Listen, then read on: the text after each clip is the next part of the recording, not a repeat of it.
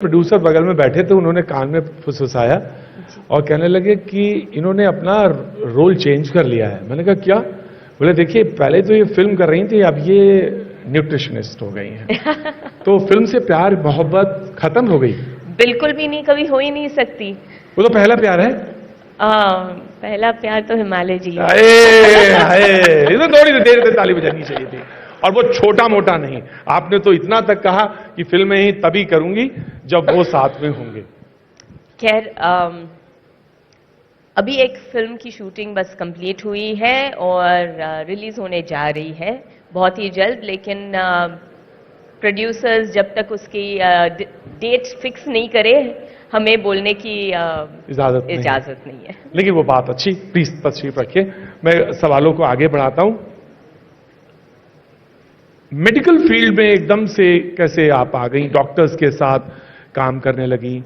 और ये था कि फिल्मों से ऑफर नहीं आ रहे थे, या फिल्में आप अपने हिसाब से करना चाह रही थी? क्योंकि अब तो बहुत सारे प्लेटफॉर्म हैं, तो सीरियल तो आप कर ही रही थी, लेकिन एकदम से आपने सोशल वर्क वाला और डॉक्टर्स के साथ सेशन शुरू कर दिए, खासतौर से एंडोक्राइनोलॉजिस्ट के साथ खासतौर से आपने काम शुरू किया। वेल, एक्चुअली बात ये हुई कि कुछ साल पहले एक हेल्थ इशू हुआ, जिसमें अचानक मैं जब सवेरे उठी तब I couldn't move my right hand at all. अच्छा, एक दिन अकस्मात ऐसे ही हुआ? बस ये अकस्मात ही समझिए, क्योंकि जैसे मैंने कहा, औरतें अपने काम में इतनी मसरूफ रहती है कि शायद उनको जो अंदरूनी दर्द है उसका एहसास नहीं होता, या वो आई गई कर लेती है जी।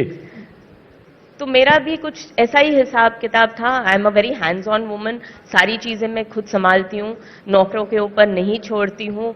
बच्चे भी मतलब उनकी पूरी परवरिश, मालिश से लेके खाना बनाना, खिलाना, सब। ये नहीं है कि नैनी थी साथ में। तो एक बहुत लंबे समय तक मेरे ख्याल से जब शरीर में कुछ ना कुछ तकलीफ होती है और आप उसे ध्यान नहीं दे पाते हो, तब शरीर बोलता है बस और नहीं, बस इससे ज्यादा नहीं, इससे ज्यादा और नहीं होने वाला। और कुछ ऐसी ही बात हुई मेरे साथ, जहां पर अचानक मैं मेरा हाथ नहीं हिला सकी थी, और इसके कारण बहुत टेंशन भी हुआ। बहुत सारे डॉक्टर्स के पास गई मैं, और सब ने कहा बिना ऑपरेशन ये बात वापस रिवर्स नहीं हो पाएगी। ये सारी साइंटिफिक टर्म्स होती है जो अंग्रेजी में आती है मुझे। तो there was calcification, there was bursitis, there was tendinitis, my pectoral muscles were torn, my scapula had dealigned itself. तो काफी कुछ चीजें एक साथ हुई, और जब डॉक्टर के पास गई तो डॉक्टर ने मेरे हस्बैंड को कहा कि हमें पता नहीं है कि ये औरत कैसे खड़ी है, क्योंकि अभी इसके शरीर में इतना दर्द है जैसे डिलीवरी पेन्स और हार्ट अटैक अगर साथ में हो तो जितना पेन होता है उतना अभी उसके शरीर में है। और आप इससे गुजर रही थी? और मैं इससे गुजर रही थी, पर बाकी शरीर तो ठीक ठाक दिख रहा था, ना कोई स्वेलिंग थी, ना कोई ऐसे दिखने वाली कोई चीज थी।